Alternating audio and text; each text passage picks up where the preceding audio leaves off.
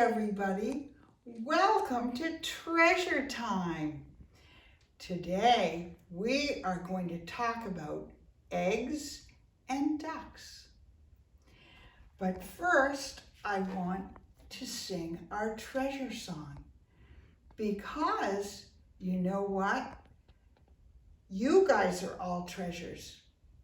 And when we read together with special people and when we sing songs together, that's a time that we treasure. And this song is a self-affirmation. I hope you can sing with me.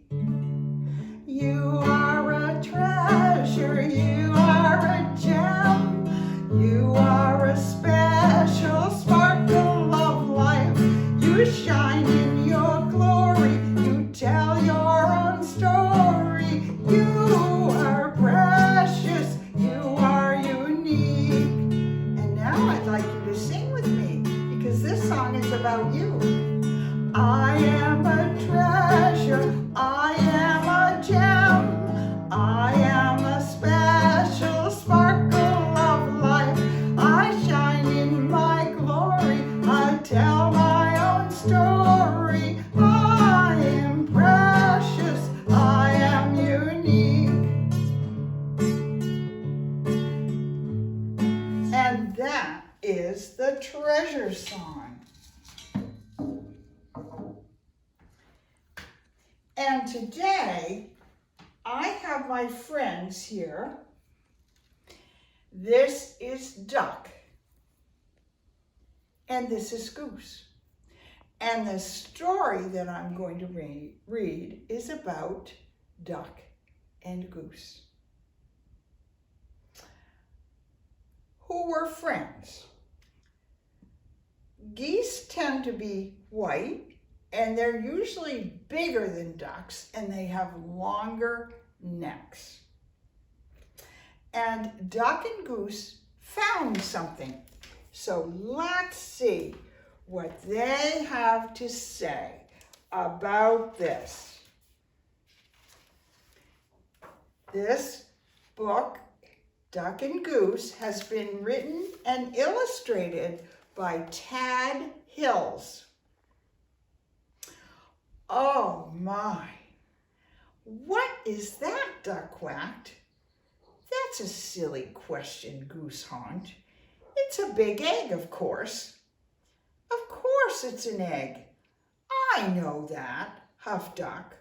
What I mean is, where did it come from? Goose looked skyward.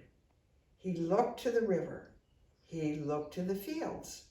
He thought very hard. Who are you? He asked finally. I, said Duck, puffing out his feathered chest, am the one whose egg this is. I saw it first. Goose quietly raised one webbed foot. It's mine. I touched it first. Hey, you should never put your dirty foot on an egg, Duck scolded. Don't you know anything about caring for eggs? Yes, I do, Goose cried out. Stop yelling, Duck yelled, and then whispered forcefully, don't you know that you and your screaming are very likely disturbing the baby bird who is trying to take a snooze inside the egg? Goose wished that Duck wasn't right. He lowered his head and whispered softly, I'm very sorry. Go back to sleep in there. My, that's quite a beauty you have, called a bluebird from across the river. Thank you. It's mine, quacked Duck. Actually, it's mine, honked Goose. Thank you.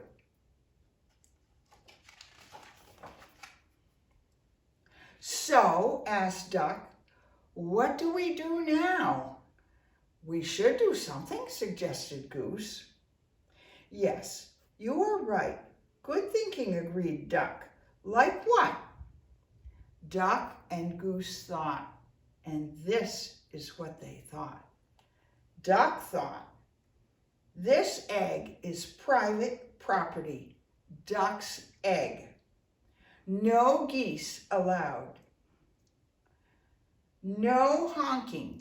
$5 fine. And this is what Goose thought.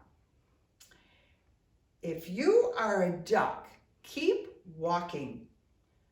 No ducks here beyond this point. Quiet, please. Absolutely no quacking in this area.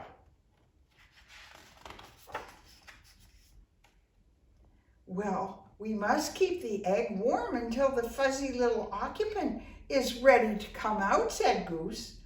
Excellent idea, exclaimed Duck.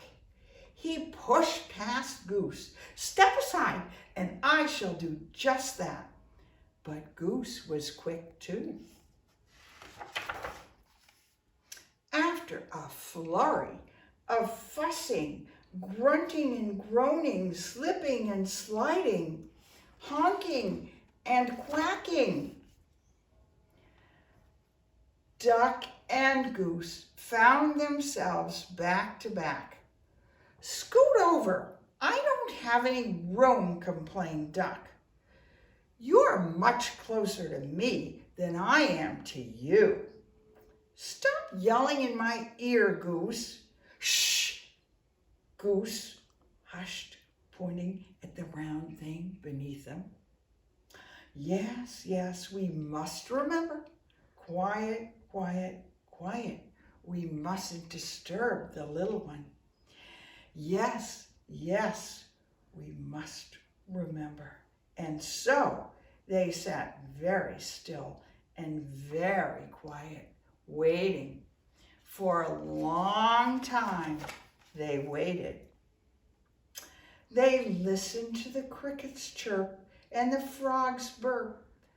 I am going to teach this baby bird to quack like a duck, Duck boasted. Well, I am going to teach it to honk like a goose, Goose honked back.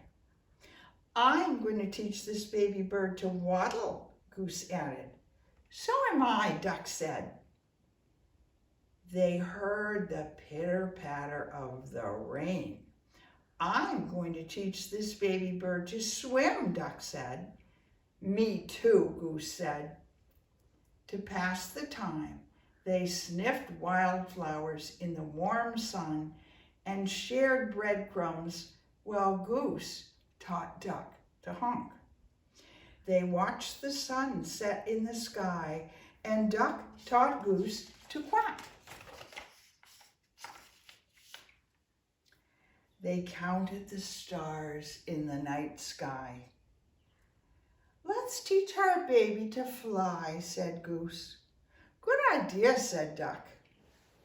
I'm sure our baby will be a fast learner, said Duck. It takes after you and me. I'm sure you're right, sighed Goose. Together they waited and waited. Oh, did you feel that, Duck? Oh, Duck nodded. Oh, yes, did you feel that, Goose? Goose nodded. It's time, Goose. It's time, Duck squealed and squawked. Quickly, Duck slid down and started running in circles around their egg. What should we do now? He hollered. I think we should remain calm, Goose yelled back. Excuse me, a little voice called. Duck stopped. In all the exciting confusion, he had failed to notice the bluebird kicking their egg. "Can I play too?" she asked. "Play? This is no time for play," yelled Duck. "This is no time for games," yelled Goose. "And what's with the kicking?" "I was only trying to get your attention," said the little bird. "Well, you got it," Duck huffed. "False alarm, Goose. Back to work." "Can't you see that we are very busy here?" Goose explained to the bluebird. "This is serious business. This is perhaps the most important moment of our lives." "Oh my, I am so sorry," apologized the little bird. "I had no idea. I just thought maybe I could play with your ball." "It really is a nice one," she added. And then she flew away. Goose gulped. "Did she say ball?" he whispered to Duck. "You know, I did have my doubts," Duck finally said. "It is a bit squishier than most eggs. Most eggs I've seen. Yes, and I must say, I was somewhat suspicious of those big dots," Goose admitted. "It may not be an egg, but it is lovely," said Duck. "Oh, absolutely," Goose agreed. "It's a keeper." As the crickets chirped and the frogs burped and the grass swayed in the gentle breeze, Goose quacked and Duck honked, and the ball bounced, rolled, and sometimes even flew.